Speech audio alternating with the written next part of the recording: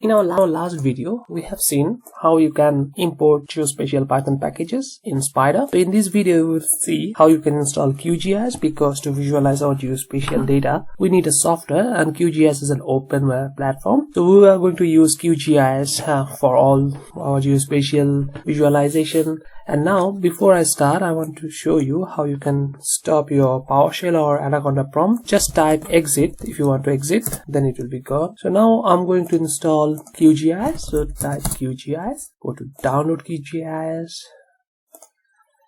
and then go for a standalone long-term stable version. So I'm going to download 3.10 64-bit for my system. Yeah, it will take a few minutes to download. So now we have downloaded QGIS 3.10. So I'm going to install it. Click on it. Yes, I want to install it. Click next, agree, and set your destination folder. So I'm going to install it in my C program files QGIS 3.10. I'm not going to install any dataset. QGIS 3.10.3 is installed already. Now click finish. Click on QGIS 3.10.3, this one. Let's get started.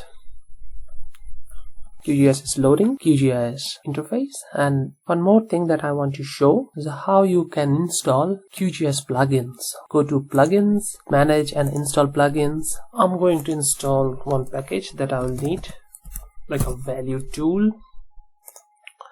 This one, if you install this plugin, when you will hover around the raster, then it will show you the raster value. So install plugin installed successfully.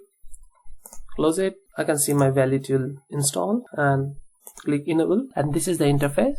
Now we have successfully installed QGIS with the plugin, with a manage and install plugin. So in the next video, we are going to write codes in our Spider console. Thank you for watching. Please like, share and subscribe, and stay tuned.